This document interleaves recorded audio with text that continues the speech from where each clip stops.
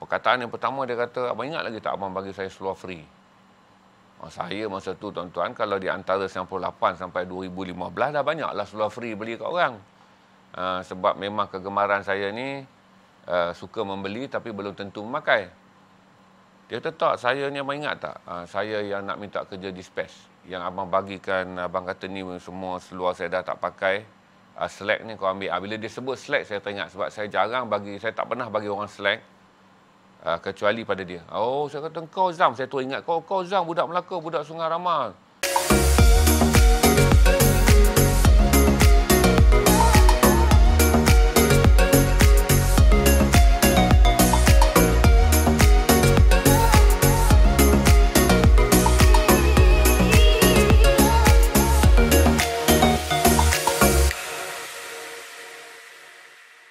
Cerita ni saya selalu sampaikan tuan-tuan. Sejak 2015 apabila saya pulang daripada New Zealand. Pada tahun 2015 saya telah dijemput oleh 13 buah universiti yang mempunyai pelajar Malaysia antara 600 hingga 1000 lebih pelajar Malaysia.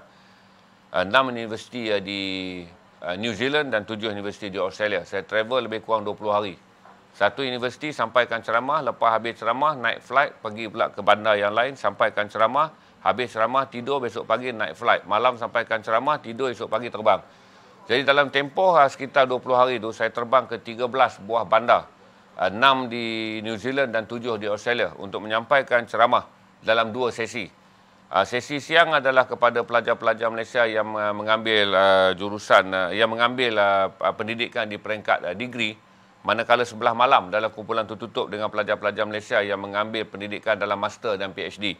Pengkhususan yang saya sampaikan masa itu adalah penjelasan mengenai MH370 dan MH17. Kerana pada waktu itu banyak sangat berita begini-gini. Oleh kerana saya adalah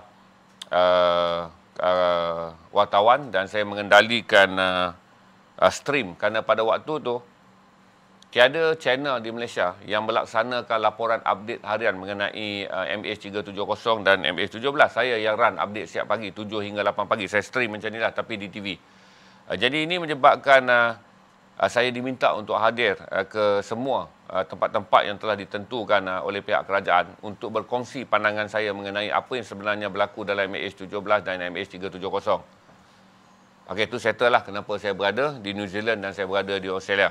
Bukan pergi jual jin, bukan pergi menyelam seluar jin. Itu tahun 2015. Pada tahun 1998, selepas saya bekerja selama 2 tahun setengah dalam industri media utusan yang memerlukan saya memakai kemeja kemas dan seluar slack serta kasut hitam untuk pergi ke pejabat. Jadi masa kerja di utusan 2 tahun setengah hampir 3 tahun tu, saya mempunyai banyak pakaian pejabat dengan saiz 30 dan 31. Pakaian pejabat saya kurus waktu tu, saiz 30 dan 31. Saya banyak pakaian pejabat. Bila saya berpindah ke Astro dan menjadi eksekutif kanan untuk penilaian kandungan berbahasa Melayu. Astro baru buka waktu tu, pejabatnya belum lagi di Bukit Jalil, pejabatnya adalah di Wisma Boston. Jadi oleh kerana bos saya ni adalah pengarah filem, Datuk Syaimi Baba, dan seorang ahli akademik terkenal, Profesor Madya Dr. Mahathir J. Murad, saya mintalah pelanggaran untuk pakai jin. Jadi sejak tu pakaian-pakaian saya yang dibeli ketika saya bekerja dalam pejabat tu bertimbullah dekat rumah saya. Oleh kerana saya tinggal di flat Seri Sabah, saya sangat aktif dalam kerja-kerja komuniti.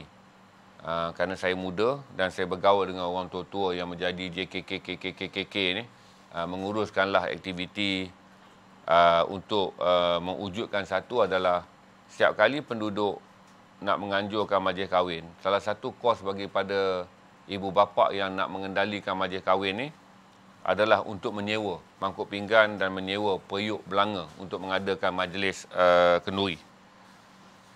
Jadi penduduk waktu tu saya banyaklah bantu hal kecil-kecil, hinggalah satu masa dalam mesyuarat penduduk panggil saya, mereka mengatakan bahawa sebahagian daripada, sebab PPA ni PPR dan PPA ni kebanyakan orang bergaji kecil. Jadi kalau nak menyewa pinggan ni RM2.5 satu hidang kali dengan 100 hidang kali dengan periuk semua, dia makan kos RM1,000 juga. Pada waktu yang sama, saya berbaik, saya ada hubungan yang baik dengan almarhum Tuanku Sultan Selangor, Tuan Salahuddin, bapa ayahanda kepada Tuanku Sultan sekarang. Saya ada hubungan yang baik kerana saya pernah mewawancara beliau dan baginda, dan saya pernah mewawancara tuanku mengenai koleksi kereta api mainan vintage yang menggunakan arang batu tu. Maka saya menulis pucuk surat kepada duli tuanku. Saya kata, tuanku, gini, penduduk memerlukan gini. Maka tuanku membalas lembar surat saya tu dengan satu warkah mengatakan istana langsung tidak keberatan untuk membantu. Jadi tuan-tuan, istana telah menghantar lebih daripada apa yang saya minta. Saya rasa istana hantar waktu tu 150 set pinggan makan walaupun minta 80. Istana kata ambillah periuk selagi ada saiz yang boleh muat. Jadi pun oleh kerana surat daripada istana ni adalah surat yang membenarkan pembelian mencapai belah-belah ribu ni. Jadi penduduk pun membelilah dengan wang yang telah dibayar oleh almarhum Tuanku Sultan Salahuddin ni. Bila barang sampai tuan-tuan, penduduk blok 12 di Pulau Pinang ni tak adalah tempat nak simpan. Ni cerita di Ceras Flat, dah barang sampai rumah orang semua kecil-kecil kan. Flat tu kan 2 bilik. Maka akhirnya penduduk kata boleh tak dapatkan store. Yang ada idea kepada saya waktu tu hanyalah untuk mendapatkan kontena. Kontena tu saya rasa agak-agak cantik sikit, bolehlah isi store. Maka saya menghubungi Dewan Perniagaan Melayu Malaysia kerana saya mempunyai hubungan yang baik juga sebagai wartawan dengan Dewan Perniagaan Melayu Malaysia. Saya kata ada tak jutawan-jutawan Melayu yang tak nak pakai dah kontena 20 kaki. Boleh tak disedekahkan kepada penduduk di Ceras atau diwakafkan kepada penduduk di Ceras untuk dijadikan tempat menyimpan mangkuk pinggan.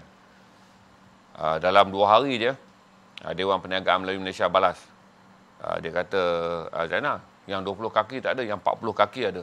Maksudnya orang mengantuk di Surangkan Bantar. Dan 40 kaki ni kontena yang dah siap rino dalamnya.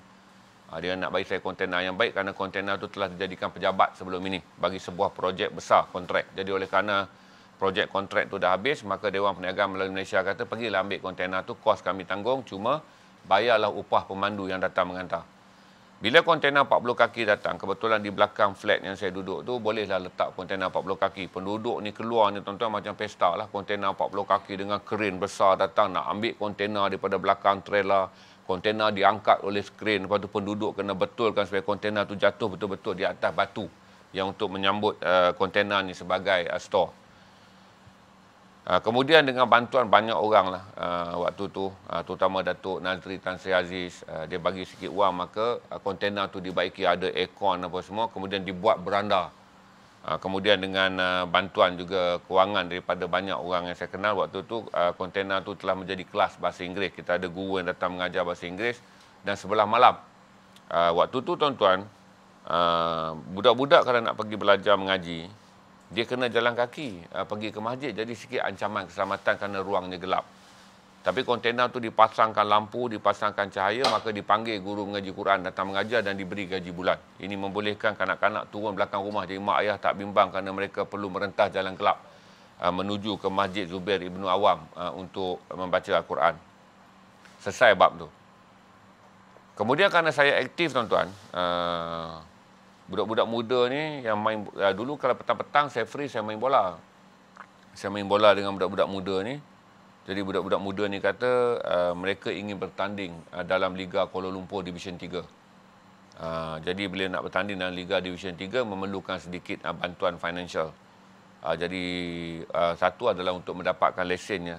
Lesen tahunannya sekitar 2,000, nak JC segala macam lah. Maka saya pun menulislah surat, sepucuk surat sekali lagi pada Tan Sri Aziz yang pada waktu itu adalah Menteri Pembangunan Usahawan. Jadi Tan Sri Aziz kata, kau pergi Jalan Nal, ambil dekat kedai JS Jil tu, JC, kau pilihlah apa, ambillah apa yang kau rasa perlu supaya budak-budak ni main bola. Lepas tu kata dia kepada saya, nanti bulan-bulan aku akan cari orang untuk taja pasukan ni, kata dia. Jadi akhirnya pergi beli dan adalah JC. Oleh kerana saya bantu banyak tuan-tuan, saya dilantik sebagai penolong pengurus lah, sebab kita dah banyak membantu. Jadi dia dah ada jurulatih, Razak dah ada pengurus nama Lokman. Jadi saya ni dilantik jadi pembantu pengurus. Oleh kerana saya ni pembantu pengurus dan saya masa yang paling fleksibel lah, sebab saya kerja habis boleh balik kan. Jadi perlawanan ni waktu tu sentiasa bermain di stadium, sama ada di Stadium Hospital Kuala Lumpur stadium Batu Cantonment Camp Tentera tu, ataupun bermain di padang sekolah menengah setapak Jalan Air Panas. Bila dah buat pasukan bola, tuan-tuan, jadual pertandingan ni main 4.30 petang. Tim saya ni 3/4 dispatch. Dispatch mana balik lagi 4.30 petang, tuan-tuan. Jadi saya pula ni, Lokman ni dia kerja pejabat Petronas, balik pukul 5. Razak ada, dia jurulatih. Razak jurulatih, dia tak ada fikir apa, dia nak kena memikirkan taktik dia. Nak taktik apa, tuan-tuan? Player datang ke padang perlawanan 9 orang, 10 orang, tak pernah cukup. Tapi dengan syarat undang-undang waktu tu 9 dah dikira boleh bermain. 8 perlawanan tu dibatalkan. Jadi cari, kerana tak boleh lah tiap-tiap kali pergi saya kena main jadi orang yang ke-11. Saya mana larat berlari, tuan-tuan. Walaupun umur saya 31, 32 waktu tu saya dah lama tinggalkan bola. Mainlah juga dengan pesanan kepada rakan-rakan permainan, jangan passing bola dekat aku banyak. Bila sekali dua berlaku, maka saya terpaksa membetulkan pasukan. Kita ada 18 pemain, tapi mereka ni kerja dispatch. Kalau mereka lari tinggalkan kerja, mereka akan dibuangkan kerja. Kalau mereka terus bermain, kalau perlawanan hari Sabtu tak apa, tapi pada waktu tu Liga Kuala Lumpur juga mengamalkan perlawanan pada hari Selasa. Jadi hari Selasa ni tak cukup pemain. Hinggalah satu hari, seorang budak ni bagi tahu kat saya, budak main bola ni, "Bang, saya ada satu kawan budak Melaka, main bola gini bang. Tapi dia kerja dispatch kalau ada kerja. Kalau tak ada kerja, dia relax." Saya tak apalah, panggillah dia datang. Dia pun datang daripada seorang anak rantau daripada Bukit Rambai, Melaka. Dia merantau ke Kuala Lumpur dan kemudian tinggal dekat tempat flat saya ni. Dan kemudian menjadi pemain bola. Saya pun kenal lah dia rapat. Kebetulan itu 1998, Piala Dunia 1998 sedang bermula. Saya macam biasalah, tuan-tuan, penyokong hardcore England, dan dia adalah hardcore Argentina. Kadang-kadang menonton bola ramai-ramai ni, budak-budak tim bola ni menonton ramai-ramai di rumah saya ataupun menonton ramai-ramai di sebuah rumah bujang. Oleh kerana dia menumpang di anak rantau, tuan-tuan, makan minum pun tak tentu. Orang datang daripada keluarga pendapatan kecil di Bukit Rambai tu, datang Kuala Lumpur kerja dispatch pula, ada atau tak ada. Satu hari dia datang kepada saya, dia kata, "Bang, boleh bantu saya tak? Saya dipanggil interview besok. Kawan-kawan kata 90% saya akan dapat job ni. Tapi saya tak ada baju untuk interview." Saya kata, "Datanglah, saya kan satu almari baju saya yang zaman saya tak boleh pakai jeans tu. Jadi selek-selek saya, kemeja-kemeja Durban saya tu banyak waktu saya kerja utusan. Maka saya panggillah dia datang. Dia pun datang dan kawan-kawan dia pun datang. Habiskanlah satu almari baju saya yang saya dah tak pakai lagi, kerana apabila saya bekerja di Astro, saya dibenarkan memakai jeans dan dibenarkan memakai kemeja multicolored. Berarti kotak apa semua boleh pakai. Sedangkan di utusan sebagai akhbar konservatif, kami hanya dibenarkan memakai slek warna hitam dan baju sama ada putih atau biru cair atau kuning cair. Jadi dia pun ambil baju saya apa semua. Dan kemudian saya mendapat tawaran bekerja di NTV7. Datuk Sazali dengan saya dengan Astro ni dapat tawaran pergi ke NTV7. Dia kata saya, "Zainal, kalau nak ikut aku, jom pergi NTV7. Maka saya mengikut Datuk Sazali Ramli daripada Astro di Bukit Jalil, berpindah ke NTV7 kerana NTV7 baru dibuka. Kemudian saya putus hubungan dengan budak ni dan saya pun tak jumpa sebab saya tinggal di Shah Alam dan saya pun berhenti main bola. Di Shah Alam, di NTV7 ni saya sibuk dengan edisi siasat. Working hour saya panjang, kerja pagi-pagi buta, balik malam-malam buta. Pada tahun 2015, ni dah lama tu, 1968, 2 tahun, tahun 2000. 15 tahun, tahun 2000 tu 15, jadi 17 tahun. 17 tahun kemudian saya menerima panggilan daripada Jabatan Perdana Menteri. Itu pergi segera kerana mungkin saya stream tu masuk dalam mesyuarat. Kemungkinan wakil daripada Menteri Penerangan mengatakan ada seorang wartawan yang kami lihat dia live setiap pagi memberi update dan nampak update dia sangat fakta. Dan sekiranya di luar negara pelajar-pelajar kita dikelirukan dengan berbagai teori konspirasi, kita hantar wartawan ni dan dia pun seorang wartawan yang dah kanan. Masa tu saya telah memegang jawatan Senior General Manager, tapi saya masih lagi aktif. Sesekali kalau ada kes yang wartawan biasa dan anchor biasa tak boleh nak carry, saya akan live 1 jam pagi 1 jam pagi explain supaya rakyat Malaysia mendapat keadaan yang sebenar ketika spekulasi pengobam bunuh diri lah, spekulasi macam-macam. Jadi saya jawab secara sains dan fakta macam mana saya stream dengan saudara ni. Maka saya pun diterbangkan. Bermula dengan penerbangan ke Christchurch, University of Christchurch, turun ni. sampailah saya di Queensland. Jadi dia ada 13 universiti dalam perjalanan saya selama 20 hari itu, lebih kurang satu universiti satu sesi, satu hari 2 sesi. Jadi saya sedang menyampaikan ucapan saya tentang MH operasi. Masa itu saya sedang menumpukan kepada potensi operasi pencarian MH370 di Lautan Pasifik, penggunaan keluasannya, teknologi yang digunakan, kedudukan oceanologis, juga beberapa pandangan sains mengenai potensi sama ada kapal tersebut boleh sama ada rangka kapal terbang tersebut boleh ditemui atau tak boleh ditemui. Dekat belakang dia saya duduk dengar, hidup, hidup, hidup. Saya rasa dia sebut hidup Zainal ataupun hidup coach. Sebab masa bola ni, penolong pengurus pun dipanggil coach. Saya tak dengar. Saya duduk tengok dah budak ni pakai topi dan berjambang.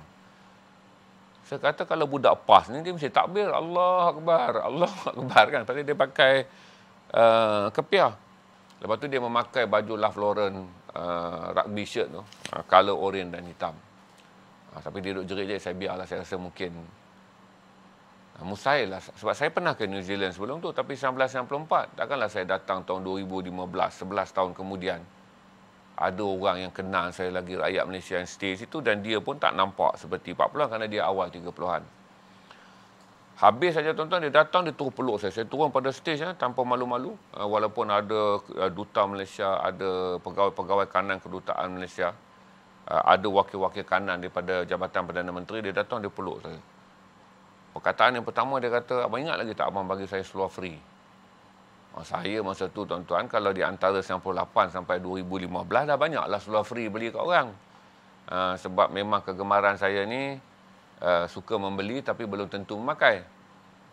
Dia kata, tak, saya ni abang ingat tak? Saya yang nak minta kerja dispatch. Yang abang bagikan, abang kata ni semua seluar saya dah tak pakai. Slack ni kau ambil. Bila dia sebut slack saya teringat sebab saya saya tak pernah bagi orang slack. Kecuali pada dia. Oh, saya kata, kau Zam. Saya tu ingat, kau Zam, budak Melaka, budak Sungai Ramal. Saya kata, mulut macam sial lagi kau ni, penyokong Argentina. Mengutuk aku je tengok bola, kami gelak. Dan lepas tu saya masa tu terfikir, habis tinggi pun, dia pergi mungkin petik apple kot, tuan-tuan, ataupun petik anggur. Jadi mungkin dia dengar student-student, kan student dengan rakyat Malaysia mungkin berbaik. Jadi mungkin dia dengar ada satu orang yang nak datang, dia mungkin nampak gambar ketika saya dah berucap di universiti-universiti yang lain, gambar tu pun sampailah viral lah kepada pelajar-pelajar universiti yang lain. Ini speaker dia, korang dengar speaker ni cerita detail ni tentang MH370 dan cerita dia make sense. Jadi saya pun pergi sampai ke jumpa dia tu. Saya tanya, Zam, kau buat apa kat sini? Dalam kepala saya, kalau tak petik anggur, tak petik apple. Dua tu je sebab dulu saya kenal dia dispatch. Dan dia tidur menumpang sebagai anak rantau yang datang daripada Bukit Rambai, Melaka, berhijrah ke Kuala Lumpur untuk memulakan hidup baru. Jadi dalam kepala saya, pencapaian tertinggi yang dia boleh capai jadi dispatch lah. Sebab kali terakhir saya berpisah dengan dia tu dalam proses sedang cuba mendapatkan jawatan menjadi dispatch. Waktu saya pindah ke Shah Alam, bila saya tanya dia je, Zam, kau buat apa ni? Dia tahu, abang doakanlah, nampak sekarang sukses. Kalau semua okey, tahun ni last lah saya PhD kat sini. Saya terus terkejut. Sebab 17 tahun yang lalu, dia ni adalah budak yang datang daripada Melaka. Seluar nak pergi kerja pun tak ada, baju nak pergi kerja pun tak ada. 17 tahun kemudian, saya jumpa dia. Dia di antara student Malaysia yang buat sport science di sebuah universiti yang sangat terkenal, iaitu di Queensland, University of Queensland. Dan lepas tu saya tanya dia, kau dah kahwin dah, dah ada anak apa semua? Saya sangat terkejut. Jadi bila dia balik, saya tak follow sangatlah. Jadi saya pun terkejut. Saya cakap tahniah. Dia meninggalkan kesan yang mendalam. Setiap kali saya ceramah di universiti di Indonesia, saya sampaikan ceramah, lepas tu di Mesir, di Jordan semua, saya akan cerita pada pelajar-pelajar, kata survival. Sebab kebetulan pula tuan-tuan, saya lagi rasa terkesan kerana waktu saya kawan dengan dia main bola ni, kami pernah berlawan bola dengan kampung dia. Jadi dia kata, bang, kita ajak tim flag kita ni bang pergi lawan bola dengan kampung saya. Kita orang pun pandu lah 4-5 biji kereta pergi lawan bola. Jadi bila saya sampai ke rumah dia, saya masih ingat lah masa saya sampai ke rumah dia tu kan. Rumah dia sangat doif.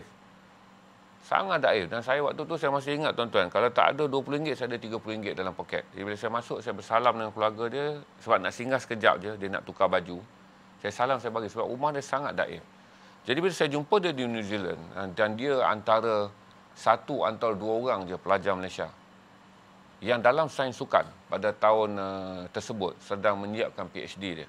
Sekarang dah grade PhD dah dan dia balik jawatan pertama dia adalah CEO Perbadanan Stadium Melaka dan sekarang dia menjadi pensyarah. Saya kira pensyarah kanan lah sebab saya rasa sains sukan yang buat PhD di overseas ni tak ramai dan doktor dah. Yang jadi cerita ni semalam dia masuk lock baju.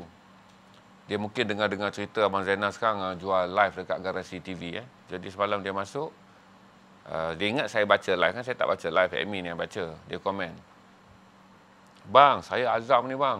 Dulu abang bagi saya slot free, malam ni saya nak beli." Dia nak beli. Admin bagi tahu saya.